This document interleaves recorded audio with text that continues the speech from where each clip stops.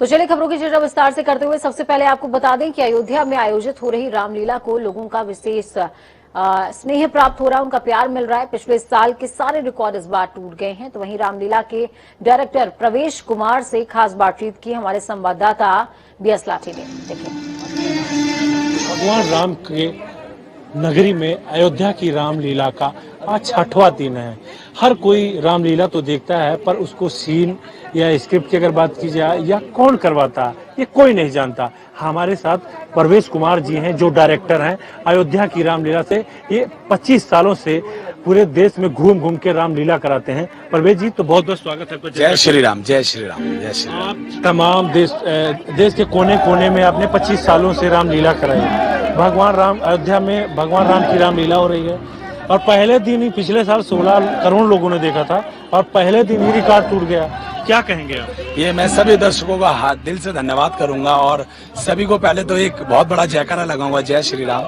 और यहाँ राम होते हैं, वहाँ सब कुछ होता है। मेरे राम में ही सब कुछ है और मैं अपने आप को राम में ही समझता हूँ। और ये 10 दिन मेरे लिए वो चीज है कि मुझे ऐसा लगता है कि मुझे और कुछ नहीं दिखाई देता राम के अलावा। और मैं बस ऐसा लगता है कि एक नशा है, राम रूपी नशा है, इसमें मैं पूरा तरीके से डूबना चाहता हूँ और मैं डूबा रहता हूँ। आपके बारे में भी जानना चाहता है कि आप रहने वाले कहाँ के हैं, शुरुआत कैसे हुई, क्या आपने किया? मैं दिल्ली का रहने वाला हूँ और मैं करोल बाग में रहता हूँ। और शुरुआत मेरी ऐसे हुई थी कि मैं एक बार खेल रहा था और मेरे चाचा जी ने हाथ पकड़ा और कि चल यहाँ क्या खेलना है, राम का नाम लेंगे, दोनों रामलीला करेंगे। मैं उनके साथ सनातन धर्म रामलीला करोल बाग मेरी पहली रामलीला है, जो उस रामलीला की भी शुरुआत थी। आपने कहा ओरछा की भी रामलीला हो या अलग अलग कंट्री में आपने हिंदुस्तान में किया है, तो सबसे ज्यादा आपको अच्छा कहाँ लगा? मुझे देखो, अच्छा तो यहाँ राम का नाम है, वहाँ वैसे ही अच्छा है, पर एक दिल से मैं कहूँगा मुझे अमरोहा बहुत अच्छा लगा। मुझे भोपाल में रामलीला करना बहुत अच्छा लगा। वहाँ पे सब IPS IAS ये लोग हमें देख रहे थे और इतना अप्रिशिएट कर रहे थे। वहाँ मेरे लिए एक स्लोगन था जो मुझे बड़ा अच्छा लगा कि लीलाएं बहुत देखी भोपाल में, पर जो प्रवेश जी ने की वो अलग थी। तो मैं उन सबका शुक्रगुजार हूँ, जो भी देखने वाले श्रोता हैं। मैं अयोध्या में जो भी देख रहे हैं, मैं उनका हार्दिक धन्यवाद करता हूँ कि इस समय में वो इतना कीमती समय में से कीमती समय निकाल के प्रभु राम की लीला देखते हैं। मैं उन सभी का दिल से धन्यवाद करता हूँ। सबरी का जो रोल है भगवान राम का और सबरी का, इसके बारे में मैं कहूँगा आज मेरा नसीब है कि मैं मालिनी अवस्थी जी को डायरेक्शन दे रहा हूँ। वो इतनी बड़ी गायिका है, मैं उनका बहुत बड़ा फैन हूँ और वो पद्मश्री हैं। और मैंने जाते ही उनके पैर छुए तो उन्होंने रोका कि नहीं आप डायरेक्टर हो, पर मेरी श्रद्धा उनके लिए बड़ी अटूट है और मुझे ऐसा लगता है आज शबरी स्टेज पर एक अलग ही इतिहास रचेगी। तो शबरी का जिक्र हो रहा है। अयोध्या में आयोजित हो रही रामलीला में माता शबरी की भूमिका विश्व गायिका और पद्मश्री से सम्मानित मालिनी अवस्थी करती नजर आ रही हैं। तो वहीं हमारे संवाददाता ने मालिनी अवस्थी से भी खास बातचीत ऐसे में की है।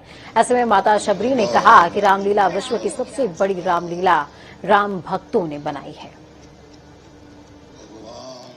अयोध्या का 6वां दिन है रामलीला की, जो अयोध्या की रामलीला है। पहले दिन दर्शकों ने 18 करोड़ लोगों ने देखा, सारे रिकॉर्ड तोड़ चुकी।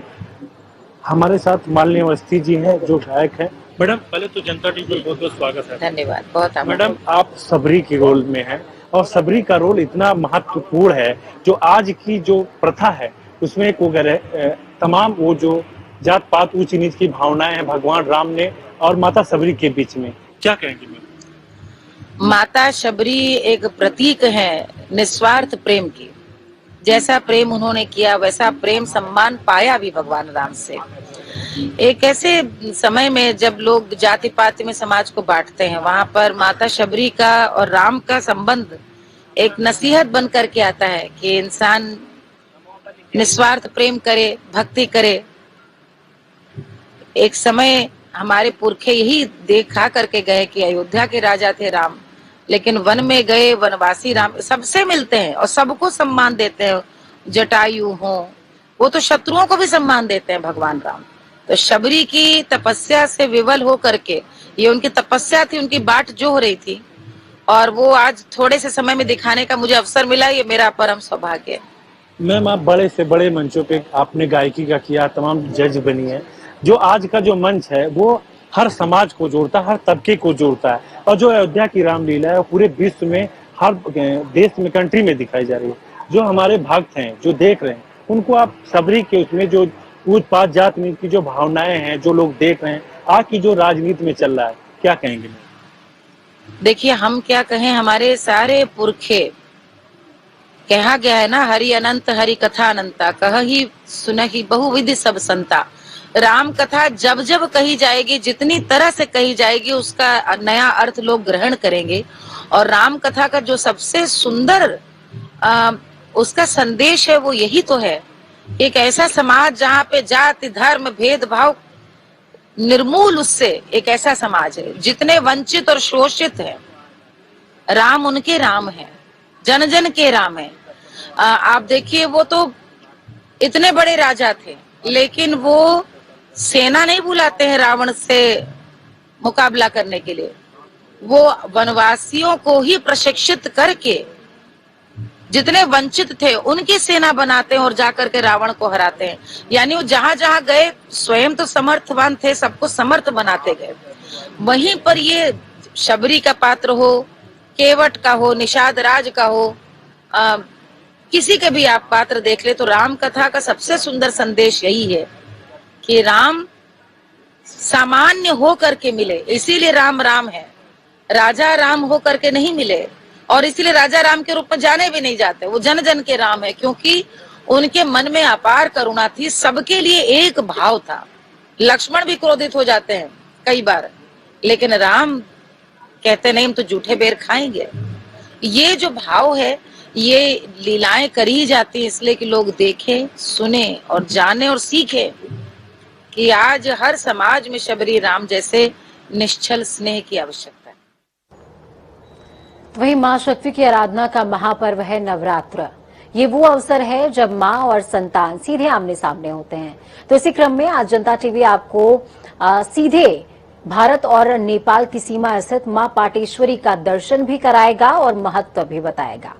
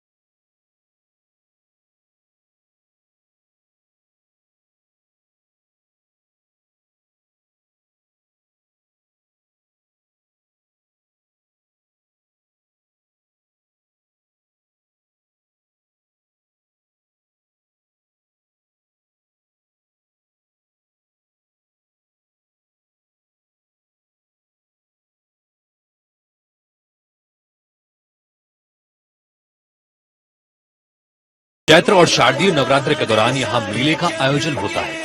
ये मंदिर प्रशासन की तरफ से पूरी व्यवस्था की गई है और शासन की तरफ से भी किसी प्रकार की कोई कोताही नहीं बरती जा रही है, क्योंकि इस समय कोविड चल रहा है और कोविड को देखते हुए मेले की व्यवस्था पूरी चार चौबंद कर दी गई है।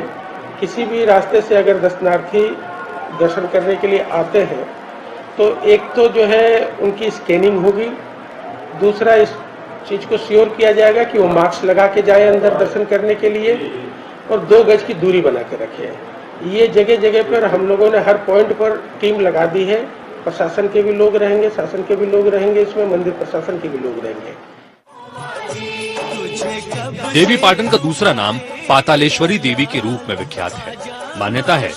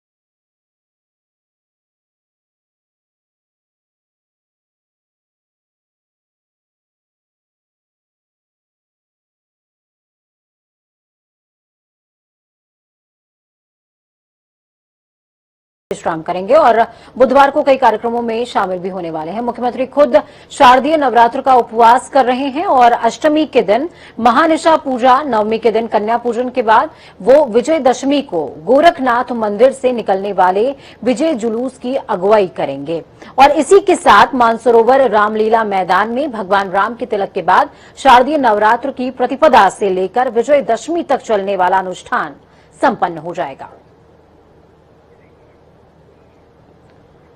चलिए, इस वक्त की बड़ी और अहम जानकारी सामने आ रही है। सोनिया के साथ बीजेपी सांसद वरुण गांधी को लेकर के जो पोस्टर है वो वायरल हो रहा है। पोस्टर वायरल हो रहा है जिसमें एक तरफ सोनिया गांधी है और दूसरी तरफ वरुण गांधी हैं। पोस्टर में लिखा है, सुस्वागतम, दुख भरे दिन बीते रे भैया, अब सुख आयो रे।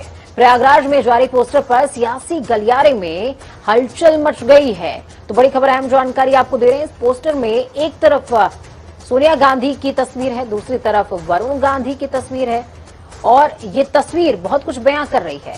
पोस्टर में लिखा हुआ है, सुस्वागतम, दुख भरे दिन बीते रे भैया, अब सुख आयो रे। चलिए, आनंद राज हमारे साथ जुड़ चुके हैं फोन लाइन पर। आनंद, क्या कुछ अपडेट है ग्राउंड जीरो से? देखिए, प्रयागराज में हमेशा से पोस्टर वार चल रहा है जी। अब ये कोई नई बात नहीं है। जो कांग्रेस पार्टी की ओर से ये पोस्टर जारी किया गया है जी। ये आनंद, आपकी आवाज हम तक स्पष्ट नहीं पहुंच पा रही है, लेकिन जितना मैं समझ पाई हूँ प्रयागराज जो से भी राजनीति लीड होती है और यहाँ पर जिस तरीके से पोस्टर वॉर स्टार्ट हुआ है, इसके बाद राजधानी में भी सियासी हलचल तेज हो चुकी है। बहुत शुक्रिया हमारे साथ जुड़ने के लिए, हम जानकारी ग्राउंड जीरो से साझा करने के लिए।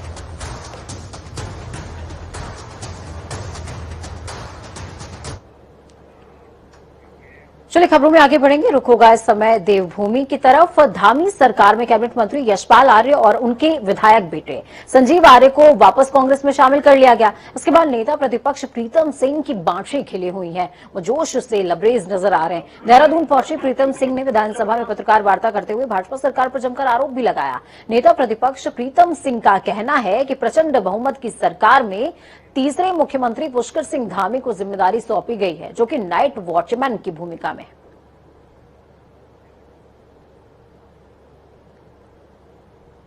उनके पास समय नहीं है, घोषणाएं बहुत हो रही है। उन घोषणाओं को पूरा करने के लिए सरकार के पास पैसे की नितांत आवश्यकता है, लेकिन आप जानते हैं कि चुनाव सर पर है, इसलिए सरकार लगातार जो है उत्तराखंड के लोगों को दिग्भ्रमित करने का काम कर रही है। और हमने शुरुआती दौर से इस बात को कहा था कि 2017 के विधानसभा चुनाव में सत्ता में बैठे हुए लोगों ने बड़े बड़े वादे उत्तराखंड के लोगों से किए। और मैं आपको याद दिलाना चाहता हूं कि प्रदेश के प्रथम मुख्यमंत्री जी ने जब पहली प्रेस वार्ता संबोधित की थी, उस प्रेस वार्ता में ये वादा उत्तराखंड के लोगों से किया था कि हम इस प्रदेश को पारदर्शी और भ्रष्टाचार मुक्त सरकार देने का काम करेंगे और 100 दिन के अंदर लोकायुक्त लाने का काम करेंगे। वही मंत्री यशपाल आर्य के कांग्रेस में शामिल होने के बाद उत्तराखंड की राजनीति में जल्द ही बड़े दल बदल होने की उम्मीद है। 2016 में हरीश रावत सरकार में बड़ा उलटफेर करने वाले कैबिनेट मंत्री हरक सिंह रावत ने एक बार फिर से पूर्व मुख्यमंत्री हरीश रावत पर निशाना साधा है। कैबिनेट मंत्री हरक सिंह रावत का कहना है कि वो जनता की अदालत में विश्वास रखते हैं। 2016 में कांग्रेस छोड़ने पर पूर्व मुख्यमंत्री हरीश रावत ने कहा था कि इन पापियों को जनता जवाब देगी, लेकिन 2017 में क्या हुआ? चुनाव के नतीजों में साबित हो गया कि कौन पापी और कौन सही है। हरीश भाई जो है, और पता नहीं ये कह के वो क्या जताना चाहते हैं, मुझे समझ में नहीं आया कि देखिए उस समय जब चुनाव हो रहा था 2017 का, हरीश भाई ने कहा था कि भाई जनता इनको सबक सिखाएगी। तो असली देवता, असली धर्म या असली नैतिकता तो जनता तय करती है ना। लोकतंत्र में जनता जनार्दन, लोकतंत्र में जनता जनार्दन माई बाप। वहीं मंत्री यशपाल आर्य की कांग्रेस में शामिल होने के बाद अटकलों का बाजार गर्म हो चुका है। कांग्रेस पृष्ठभूमि वाले कई और मंत्री विधायक जल्द ही घर वापसी कर सकते हैं। 2016 में कांग्रेस छोड़कर बीजेपी में शामिल होने वाले मौजूदा मंत्री रेखा आर्य और सुबोध उनियाल इससे इत्तेफाक नहीं रखते। मंत्री रेखा आर्य का कहना है कि भाजपा संगठन ने यशपाल आर्य को पूरी जिम्मेदारी सौंपी थी, लेकिन अगर किसी को संतुष्ट नहीं होना है तो वो नहीं होगा। हमारी पार्टी, मैं समझती हूँ कि विश्व की नंबर 1 पार्टी है, उत्तराखंड की नंबर 1 पार्टी है।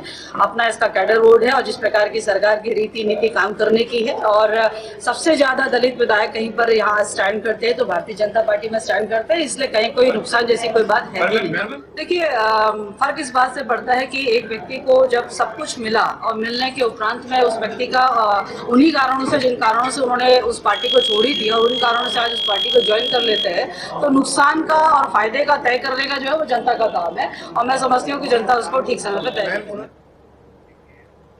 वहीं विधानसभा चुनाव की दहलीज पर खड़े उत्तराखंड में सियासी भूचाल मचा हुआ है। दल बदल के बीच कांग्रेस ने भाजपा को बड़ा झटका दिया।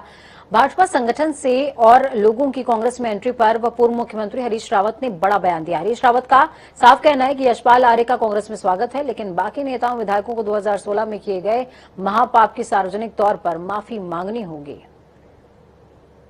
मैं जानता हूं बहुत सारे लोग आना चाहते हैं। सरकार को गिराया है सदन के पटल पर।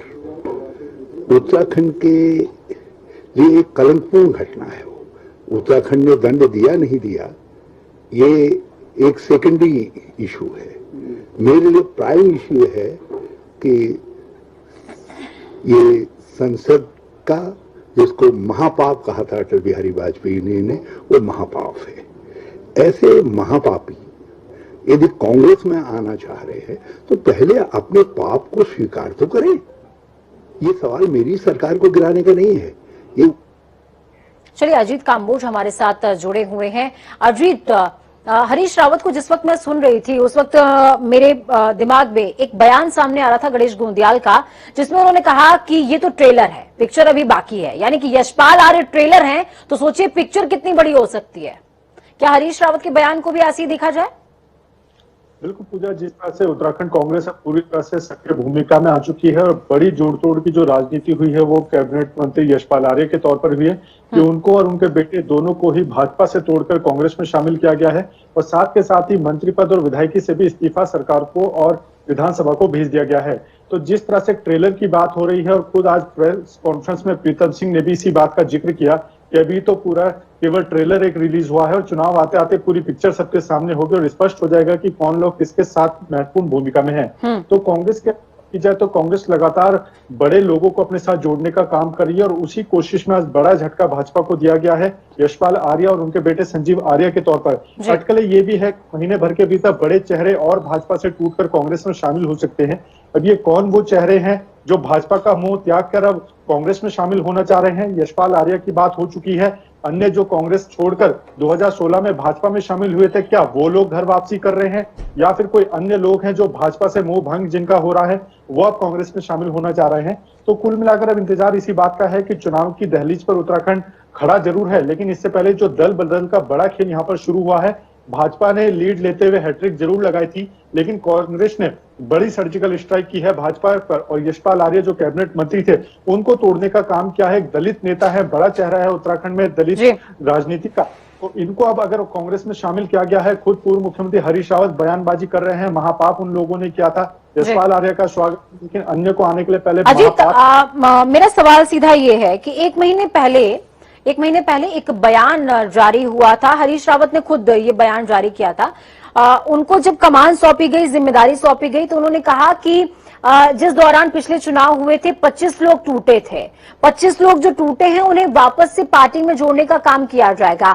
तो क्या कांग्रेस का सीधा टारगेट वही तमाम 25 चेहरे हैं दोबारा से? बिल्कुल, अगर भाजपा की बात की जाए या कांग्रेस की बात की जाए, पूरा फोकस इस वक्त उन नेताओं पर है जो जमीनी मजबूती रखते हैं और चुनाव जीतने का दमखम रखते हो। ऐसे में इन 11 नेताओं की या लगभग 1 दर्जन नेताओं की बात की रही जाए जो भाजपा में शामिल हुए थे 2016 टूट के बाद सीधे तौर पर वो आए हैं, जीत कर आए हैं। 1 या 2 ऐसे नेता थे जो चुनाव हारे थे, लेकिन तमाम वो बड़े दिग्गज नेता थे जो चुनाव जीत कर आए और मौजूदा सरकार में मंत्री पद तक वो पहुंचे हैं। तो ऐसे में कांग्रेस का पूरा फोकस उन्हीं नेताओं पर है जो कहीं ना कहीं दमखम रखते हो, कई सीटों को प्रभावित करने का जिनमें मादा हो।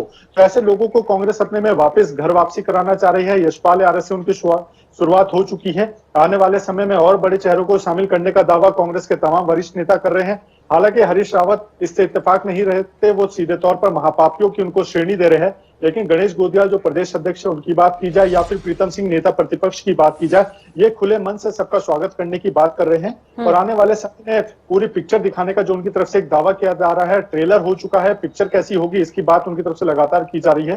तो उम्मीद है कि आने वाले समय में और बड़ी टूट, चाहे फिर वो भाजपा की बात हो या फिर कांग्रेस की, देखने को मिल सकती है। बहुत शुक्रिया अजीत हमारे साथ जुड़ने के लिए, अहम जानकारी साझा करने के लिए। तो इस बुलेटिन में फिलहाल वक्त है यहाँ पर छोटे से ब्रेक का। ब्रेक के उस पार खबरों का सफर लगातार जारी रहेगा। बने रहिए जनता टीवी के साथ, क्योंकि हमें आपकी ताकत, अपनों और अपनों का बहुत ज्यादा ख्याल रखें। नमस्कार।